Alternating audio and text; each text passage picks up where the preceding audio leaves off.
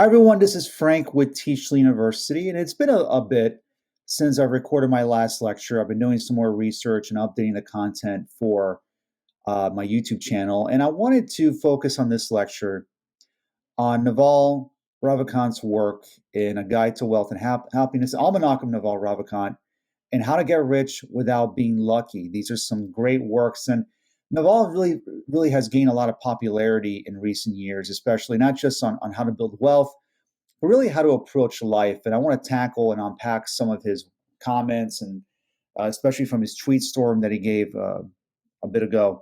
And he just has some great insights on how to approach building wealth and what to focus on in life, which I think he's been, I think, very transformative in a lot of ways. And his advice is simple yet very powerful, I think, when you really unpack it and kind of listen to what he has to say. So he says from his book, The Almanac of Naval Ravikant, A Guide to Wealth and Happiness by Eric Jurgensen, he says, I realize that in modern society, the downside risk is not that large.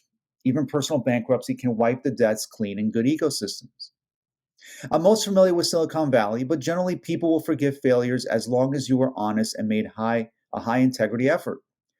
There's really not that much to fear in terms of failure, and so people should take on a lot more accountability than they do. The fear of failure seems to stand out to me from this excerpt from the book, because often the reason why we don't take enough action or take calculated risk is because of the fear of failure, the fear of something catastrophic happening. The problem is that our minds can be our worst enemy. We can fear the worst case scenario. But how often is it that we fear a worst case scenario that never ends up happening? So we allow our imagination to concoct these scenarios that end up holding us back and prevent us from taking the action necessary to get us where we want to be, whether it's to be an entrepreneur, to build a business, to generate wealth, to improve our relationships, our health, etc. Some risk is necessary in order to grow and improve and transform our lives for the better, and especially when it comes to building wealth. But if we allow fear to prevent us, or more specifically, the fear of failure to prevent us from getting where we want to be, to taking the appropriate measured action, then it becomes that much harder to build wealth and especially pursue a career in entrepreneurship. So he says how you should earn with your mind, not your time, escape competition through authenticity.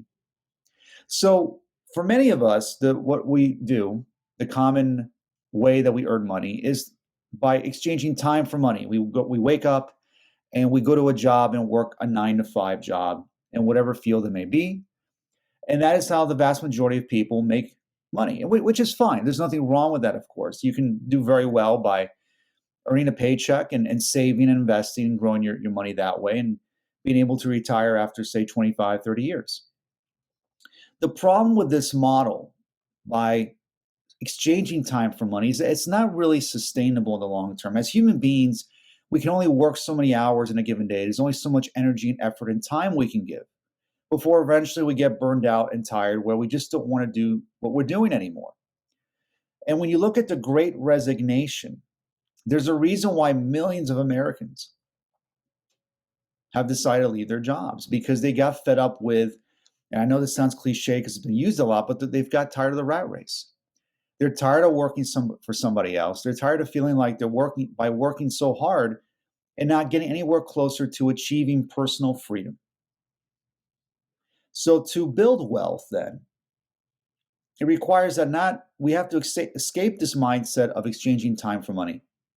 And we want to begin earning with our mind, by using our mind to create, to innovate, to follow our passions, to follow what we're good at, and do things that can't be replicated. Each one of you that are listening to this now, watching this YouTube video, are unique in your own way. You're authentic in your own unique way. And you want to use this authenticity, this uniqueness, as a tool to create value and build wealth. And it doesn't require that you exchange time for money. It is being who you really are. What really makes you come alive? What is that you're passionate about and good at? Now, I know there's been a debate, I think, as far as whether or not you should follow your passions. There are many that say you should, that is the best way to to become an entrepreneur and build wealth and create value, etc. And there are others that say that you shouldn't follow your passions, that you should follow something that can help you earn more money. And I think both are true to a degree. You want to follow your passions, but you also want to think about how you can turn your passions into a business, and more specifically, following or doing something that you're also good at. And that is what you have to think about. But that requires following your instincts, listening to your gut. Each person is built differently, and you have to decide ultimately what it is that you're good at, what you're passionate about, and how you believe you can create value in the marketplace. And the more value you create using the power of the mind, the more wealth you can generate. So, specific knowledge is found much more by pursuing your innate talents, your genuine curiosity, and your passion. It's not by going to school for whatever it is the hottest job. It's not by going into whatever field investors say is the hottest. So, I work at a major college of business for a large university, running pitch competitions and events, and I work with a lot of students. And what I find sometimes a mistake that a lot of students make is that they just go for the hottest job or degree without necessarily thinking about if that's something that they really want to do. And it's hard to determine that, especially when you're in your late teens or early 20s.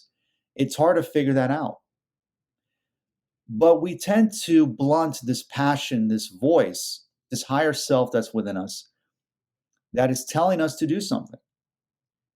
We have these deep down desires and dreams that we wish to fulfill, but we put them on the backside or the back burner because we have to do what everyone else is doing. If you listen to what everyone else is doing, if you learn information that everyone else is learning in college, or that can be easily replicated, then you are easily replaceable in the marketplace because you're learning what other people are learning. If you're learning about how to become a financial analyst, you go through the motions in a major college, a college of business, you get your finance degree, you get a job working at a bank. Yes, you have a nice, cozy job, and I think that that's great. But ultimately, what you're learning, somebody else can easily as learn and probably do it for a lot cheaper. Hence, you are easily replaceable in that sense. If you want to make yourself irreplaceable, you want to learn things that cannot be taught in school. And that is done through experience, through trial and error, through following passions that make you come alive, where you can wield that and create your own personal brand. And when you create your own personal brand, your own uniqueness and authenticity, that helps you stand out from the competition. And if you don't necessarily have a great idea, people want to work with you and help you start your business. Or if you want, or they can ask you to help them start their business or project, whatever that may be. Hence why following your innate talents, your passion is so important, because that really helps you stand apart from everybody else. All the returns in life, whether in wealth, relationships, or knowledge, come from compound interest. And it was Einstein that said that compound interest is the greatest force in the universe. When it comes to finance, by allowing your money to grow through compound interest over time, your wealth can grow exponentially. But this can also apply to relationships. If you build your life around integrity, honesty, trustworthiness, doing the right thing, and being a person of good cheer and optimism, people want to work with you. You will build that reputation that will pay dividends over time. Same thing applies with knowledge. The more you learn, just taking an hour every day to learn about a particular topic, whether it's investing, writing, creativity, arithmetic, computers, whatever that may be, learning about things that make you come alive, that interest you, that sets you apart from everybody else. And you don't want to be afraid to market that. You want to market what your passions are and what you love. That sets you apart from everybody else. That's what makes you very unique. By listening to other people and by being just sort of like a cog in a wheel, that makes you replaceable. You don't want to put yourself in that position. You want to make yourself irreplaceable. And by building your integrity and your relationships and your knowledge, that compounds over time, where eventually it becomes a snowball effect where you reach a point where you're in a very good place in your life, not just with your career, but your finances, your relationships, your wealth, etc. So our lives are a blink of a firefly in the night. You're just barely here. You have to make the most of every minute. which doesn't mean you chase some stupid desire for your entire life. What it means is every second you have on this planet is very precious, and it's your responsibility to make sure you're happy and interpreting everything in the best way possible. What Naval is saying is that at some point we are all going to pass on. And I believe that we will move on to something better than this world that we're in now. But while we are here, it makes sense that we want to make the most out of our lives now. We want to make the best out of our lives now. And whether or not you believe that we move on to a better world out of it than this one after we pass on, it still makes sense that you want to make the most out of your life. Make a difference, do what you love, and enjoy yourself. And it's easy to get distracted, especially in this world today of social media and instant gratification and how addicting technology and social media can be. And I'm not saying necessarily social media obviously is bad or that technology is bad, but we want to be careful not to get distracted. And we want to put more effort and energy towards living in the present moment, whereby when we live in the present moment much more often, we enter these states of flow where we're immersed in what it is that we're doing.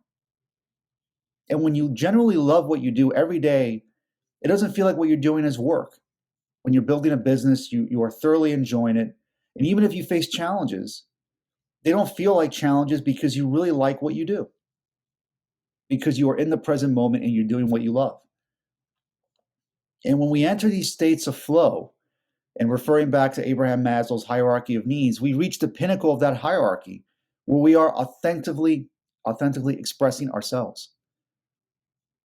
And when we do that, when we're in that present moment, that is the apex or the pinnacle of what life is all about, is being in the present moment and thoroughly enjoying yourself and not worrying about the future or living in the past. Everybody who really makes money at some point owns a piece of a product, a business, or some IP. That could be through stock options if you work at a tech company. That's a fine way to start. But usually the real wealth is created by starting your own companies or even by investing. In an investment firm, they're buying equity. These are the roots to wealth. It doesn't come through the hours. Once again, you don't generate wealth by exchanging time for money. Because what happens when you stop working? You stop making money. You want to build wealth and income where you're generating money and revenue and income, even when you're sleeping and you're not doing anything. And that requires investing in assets and stocks and real estate, starting your own business, investing. Remember we talked about with compound interest. Okay, you want to create a wealth generating machine where you're using the money that you're generating from your businesses or even from the job that you're working right now, and to begin investing and building equity in companies so that eventually you no longer have to exchange time for money, where you're generating money and wealth even when you're not doing anything. And that is true freedom. And it is very doable. But it requires discipline and it requires changing our mindset where we have to get out of this pigeonhole that we've all put ourselves in. We pigeonholed ourselves into thinking that we have to trade time for money. No, we don't have to do that. There's other ways and more effective ways to generate wealth with less energy or effort. So wealth is a very positive sum game. We create things together. We're starting this endeavor to create this piece of art that explains what we're doing. At the end of it, something brand new will be created. It's a positive sum game. Status is a very old game. On the other hand, status is a zero-sum game. It's a very old game. We've been playing it since monkey tribes. It's hierarchical. Who's number one? Who's number two? Who's number three? And for number three to move to number two has to move out of that slot. So status is a zero-sum game. This makes a lot of sense. Trying to focus on status, where what Naval's saying here reminds me of what Charlie Munger says, that what gets us in trouble is not greed, but envy. We become envious of what other people have. So we try to buy that bigger house. We try to get that job that pays more. We try to get that nicer car, nicer relationship, whatever other material possession you could think of. But by doing this over time, eventually, even if we get that thing, we end up realizing that's not really what we were after. And when it comes to creating wealth, wealth is a very positive sum game. Because by creating wealth, we're actually helping others. By investing, by starting businesses, we're creating value.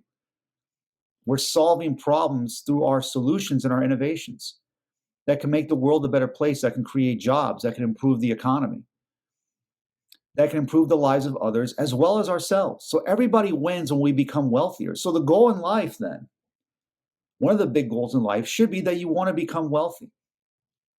But unfortunately, conventional wisdom today has convinced many people to believe that being wealthy is wrong, or that if you become wealthy, it's because you had to essentially screw somebody over, which is just not the case.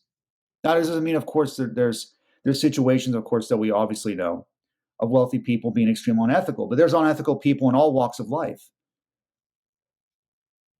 But creating wealth is a positive sum game. It benefits everyone, including you. So why not get rich? Why not build wealth? And it doesn't have to be, you don't have to take huge amounts of risk. Just start small. Start investing, put some money in an index fund. Start networking with some entrepreneurs and investors. Put yourself in an environment that's conducive to success. What environment you choose to be in can make the difference between success and failure. So surround yourself with the right people.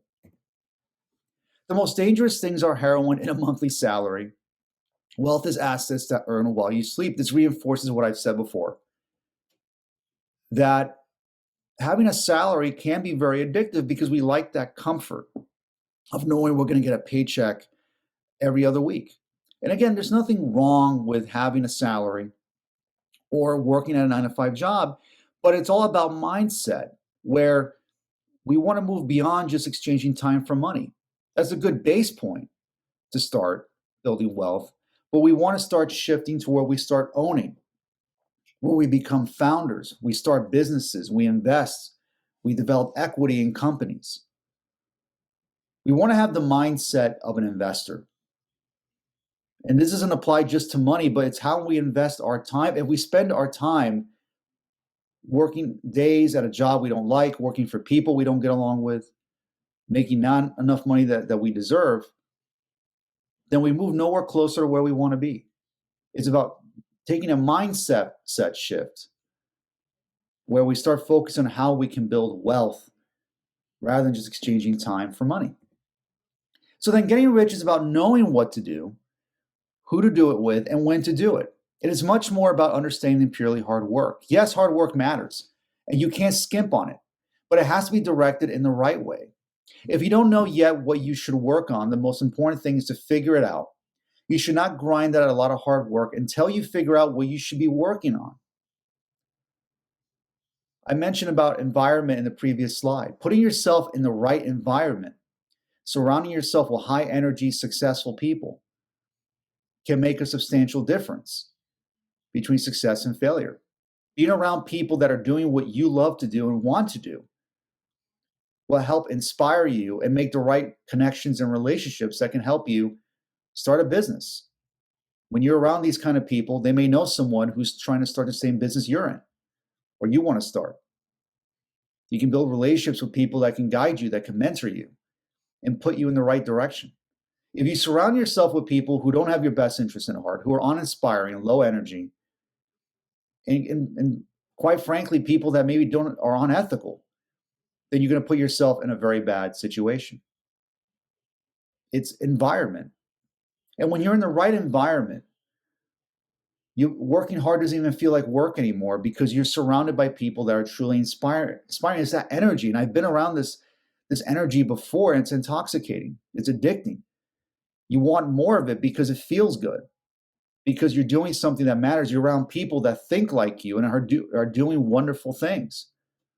Why not be around those people? So then finally, Naval says that in 1,000 parallel universes, you want to be wealthy in 999 of them.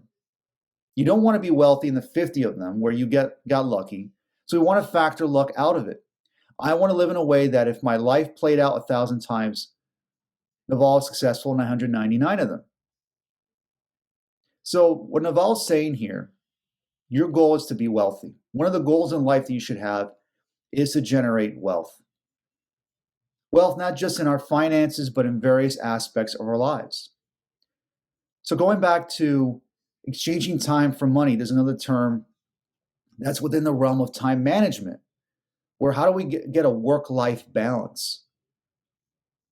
How do we balance work and our personal lives? And personally, I think this is the wrong question to ask. What we should be asking is, how can we get everything we want in our life? How can we get everything we want in various aspects of our lives, whether it's on our finances, our careers, our relationships, our health, the people we want to be with? How can we get everything we want?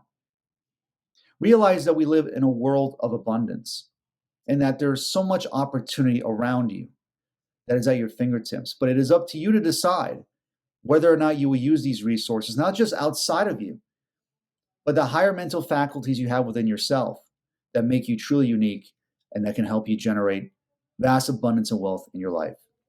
Thank you so much for listening to this lecture. I'll see you next time. Take care.